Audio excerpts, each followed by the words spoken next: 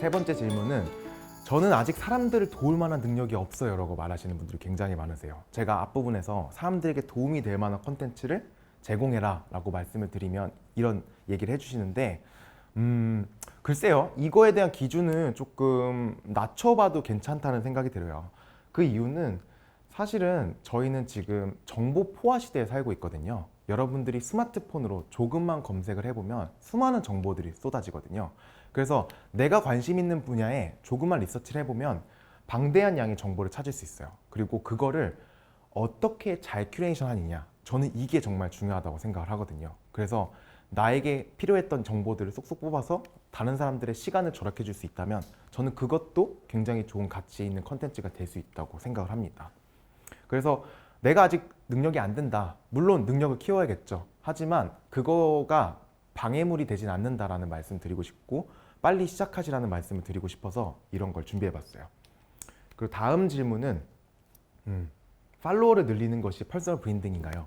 제가 앞부분에 사람을 모으는 것, 그러면 자연스럽게 수익화가 된다라고 말씀을 드리면 이런 질문을 하세요. 그리고 아무래도 제가 주목받은 영상들이 인스타그램 팔로워 늘리기 같은 영상들이었기 때문에 무조건 팔로워가 많으면 퍼스널 브랜딩이 되는구나 라고 생각하시는 분들이 계셔서 이런 질문을 주시는데, 제가 생각할 때는 팔로워 숫자보다는 내가 어떤 사람을 내 팔로워로 만드는지가 굉장히 중요한 것 같아요.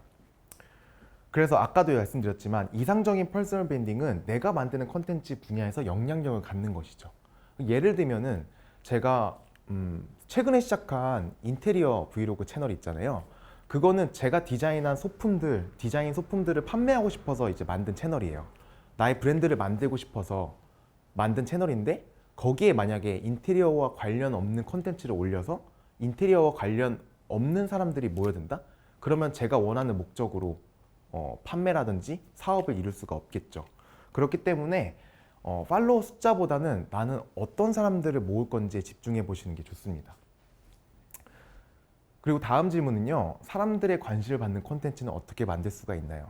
결국은 내가 좋은 콘텐츠를 만들어서 사람들을 모아야 퍼스널 브랜드가 될 수 있으니까 이런 질문을 해주시는데, 저의 대답은 이겁니다. 컨텐츠의 주제를 내 안에서 찾아요. 아까 말씀드렸지만 내가 좋아하는 거, 잘하는 거, 그걸로 정보를 통해서 컨텐츠를 만드는데, 대신에 여기서 소재는 바깥에서 찾는 겁니다.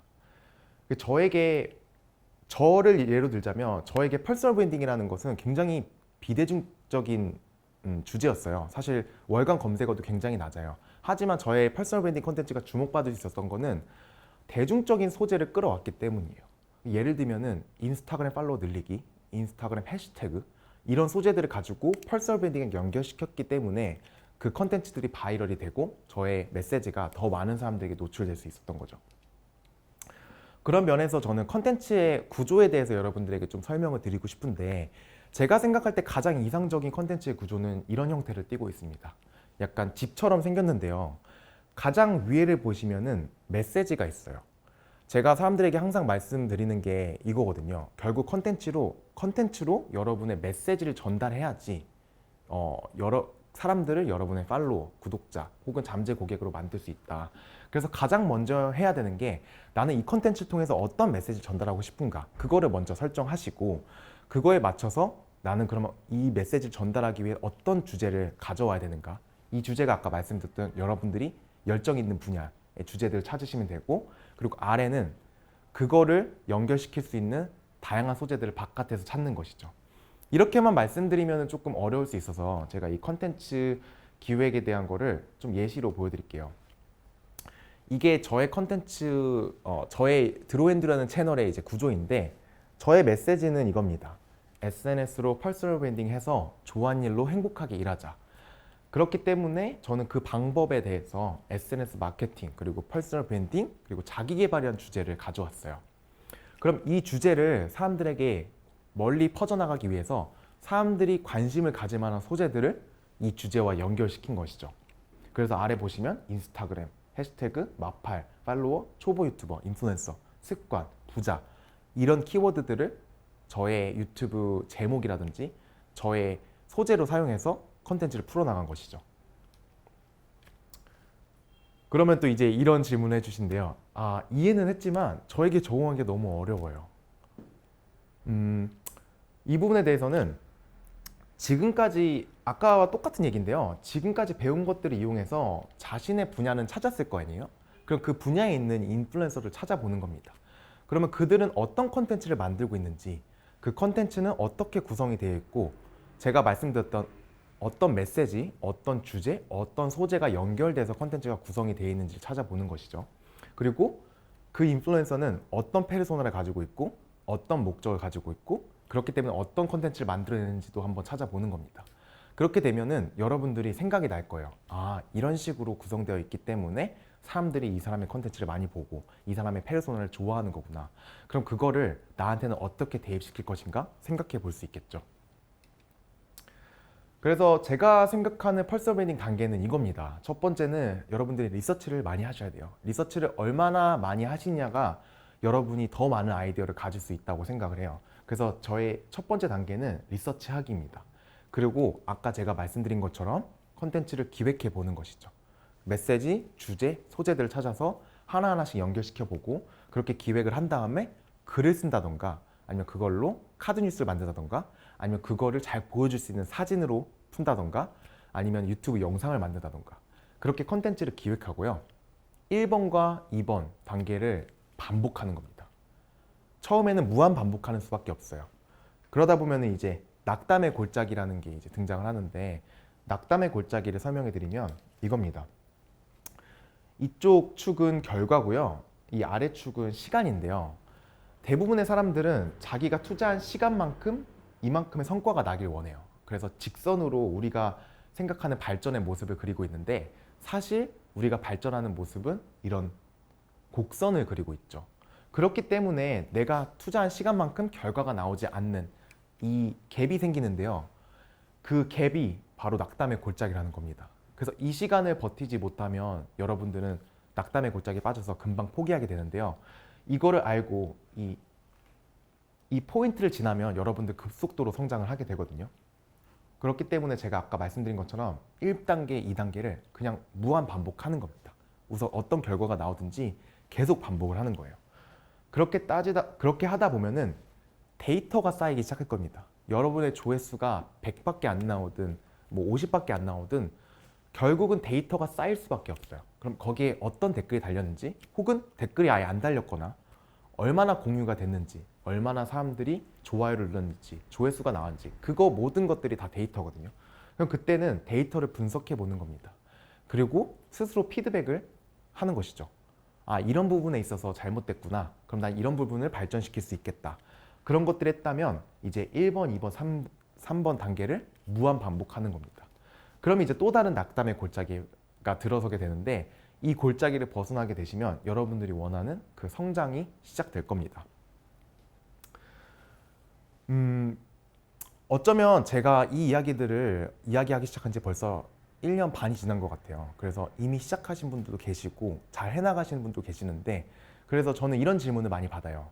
그래서 앤드류님 말대로 컨텐츠를 올리고 있어요. 근데 무엇이 잘못인지 모르겠어요 라고 질문하시는데 제가 아까 말씀드렸다시피 데이터로 확인하는 수밖에 없어요. 데이터는 거짓말을 하지 않거든요. 그래서 만약 데이터가 오르고 있지 않다면 컨텐츠의 방향을 바꿔야 되는 겁니다. 조금 예시를 좀 드려보자면 실제로 이게 제가 작년 초부터 키웠던 이제 인스타그램 계정인데 초반에 저도 게시물을 올릴 때 조회수가 한 200대 정도 나왔어요. 그래서 6,000명 정도에게 이제 노출이 되기 시작했거든요. 근데 이것들을 이 컨텐츠를 계속 꾸준히 만들고 어떻게 하면 더 사람들에게 유익한 컨텐츠가 될까를 연구해서 계속 발전시켜 왔더니 여기 보시면 좋아요랑 댓글, 공유, 저장 숫자가 높아질수록 위에 숫자가 높아질수록 도달률이 높아지는 것을 보실 수가 있어요. 그렇기 때문에 제가 아까 데이터는 거짓말을 하지 않는다라고 말씀을 드린 거고 저도 처음에 시작할 때는 좋아요가 200밖에 안 나왔지만 지금은 1000이 넘는 숫자를 만들고 있는 것도 사실은 이 데이터에 집중했기 때문입니다. 그래서 데이터를 조금 말씀드리자면 저는 이게 참여도라고 얘기를 하는데 컨텐츠의 참여도를 높이는 방법을 생각해 보시면 돼요. 예를 들면 인스타그램 같은 경우에는 좋아요, 댓글, 공유, 저장 이 네 가지가 이제 참여도라고 불리고 있는데, 첫 번째 좋아요는 재미, 공감, 감동 혹은 팬심을 자극하는 컨텐츠들이 좋아요를 많이 받습니다. 그리고 두 번째는 댓글은 게시물에 대한 피드백, 의견, 느낀 점을 나타내고 싶은 컨텐츠. 그리고 공유는 다른 사람에게 추천하고 싶은 컨텐츠. 마지막 저장은 나중에 다시 보고 싶은 컨텐츠 혹은 정보성 컨텐츠들이 여기에 속하죠. 그러면 내가 올리는 컨텐츠를 데이터로 확인해보고 나는 어떤 참여도를 타겟해서 컨텐츠를 만들고 있는가 한번 생각해 보셔야 됩니다. 그래서 어떤 부분이 부족한지, 어떤 부분을 내가 더 채울 수 있는지를 생각해 보시고 그거를 적용하고 다시 데이터로 확인하는 거죠. 그럼 이제 이번에 유튜브인데요. 유튜브도 똑같이 데이터를 봅니다. 저는 유튜브에서 보는 데이터가 딱 이 네 가지인데요. 첫 번째는 노출 클릭률. 이거는 썸네일이 노출되었을 때 얼마나 클릭이 됐는지. 그리고 두 번째가 시청 지속 시간인데요. 사람들이 내 영상에 클릭해서 들어와서 얼마나 오랫동안 시청을 했는지. 그리고 세 번째가 상위 트래픽 소스. 사람들이 어떤 경로를 통해서 내 컨텐츠에 유입이 됐는지. 그리고 마지막으로 트래픽 소스. 어떤 검색 키워드로 유입이 됐는지. 이 네 가지를 봅니다. 그래서 좀 자세하게 말씀드리면 이게 제가 최근에 이제 시작한 유튜브 채널의 컨텐츠의 데이터인데요. 여기 보시면 노출 클릭률이 9.3%가 돼 있어요. 실제로 9.3%면 굉장히 높은 수치거든요. 저는 항상 생각합니다. 이 노출 클릭률을 어떻게 하면 10% 이상으로 올릴 수 있는지. 그러면 어떤 식으로 어떤 썸네일에서 사람들이 더 반응이 좋은지 이런 데이터를 항상 보고 썸네일을 바꾸기도 하고 혹은 썸네일을 기획하기도 하죠.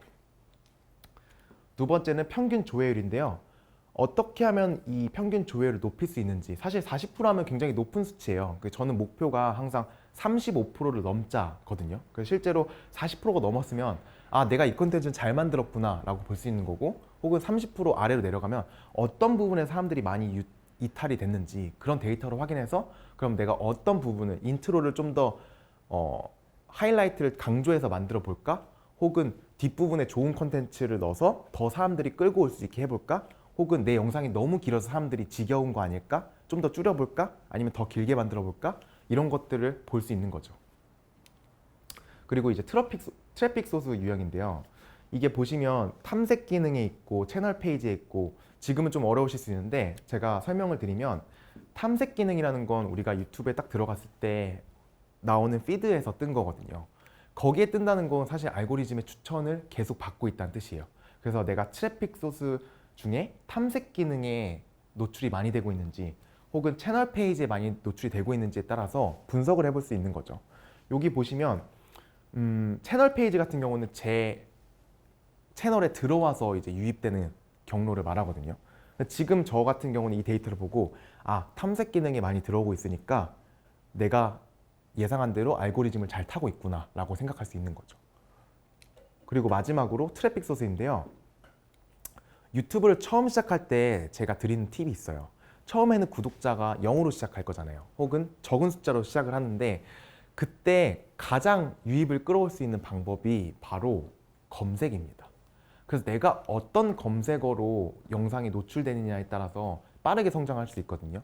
예를 들면 제가 최근에 잘 나온 콘텐츠 영상이 하나 있는데, 아까도 말했지만 제가 인테리어 브이로그라는 주제를 정했잖아요. 그리고 소재는 바깥에서 찾아온 거죠. 제가 인터넷을 확인해 보니까 요즘 타일 테이블이라는 게 인테리어 이제 분야에서 굉장히 유행을 하더라고요. 그래서 저는 그 소재를 바깥에서 가져온 겁니다. 그래서 타일 테이블과 인테리어 브이로그를 접목시켜서 콘텐츠를 만들었고, 그렇게 타일 테이블이라는 검색어를 통해서 30%나 이제 유입이 된 거죠. 이게 실제로는 굉장히 큰 수치거든요. 이거를 통해서 저의 컨텐츠가 더 많은 사람에게 펴져 나갔고, 사실은 이게 제가 빠른 성장을 이루어낸 팁이기도 합니다. 그럼 이제 이런 질문을 해주세요. 퍼스널 브랜딩이라는 게 시간이 오래 걸린다는 건 이제 알겠고, 그러면은 수익화가 언제부터 가능할까요? 라고 말씀해 주시는데 저는 그렇게 생각해요. 수익화라는 건요, 자연스럽게 이루어지는 것 같아요. 내가 어떻게 노력을 한다고 해서 이루어지는 것도 아니고, 아까도 말씀드렸지만 내가 어떤 컨텐츠를 올리냐에 따라 기회들이 찾아온다고 했죠. 저도 수익화를 언제 할지에 대한 계획은 없었어요. 그냥 오는 기회들을 받아들였죠. 그래서 이렇게 생각합니다. 수익화가 시작되지 않았다는 것은 아직 여러분의 퍼스널 브랜드가 그만큼 정착이 되지 않고 구축이 되어 있지 않다는 뜻이에요.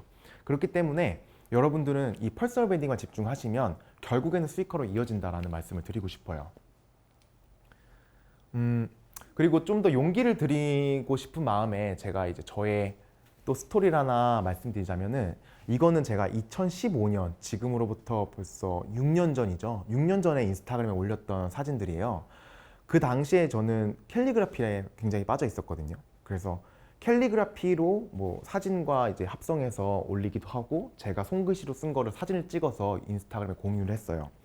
근데 이 당시에 제 인스타그램 팔로워 숫자는 1000명도 되지 않을 때였어요. 저의 지인들만 저를 팔로우하고 있던 시기였거든요. 그런데 제가 이런 것들을 공유하자 어떤 일이 일어났냐면요.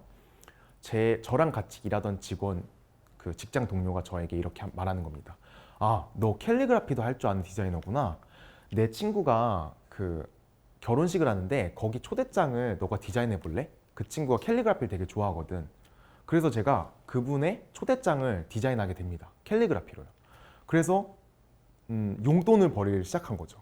근데 그거를 또 이제 인스타그램에 공유를 했더니 다른 직원이 와서 내가 아는 친구가 향초 브랜드를 하는데 그 브랜드 향초에 들어가는 레이블을 너가 디자인할 수 있겠니? 그래서 제가 그 레이블도 디자인하게 됩니다. 그때 느꼈죠. 이게 돈이 되네?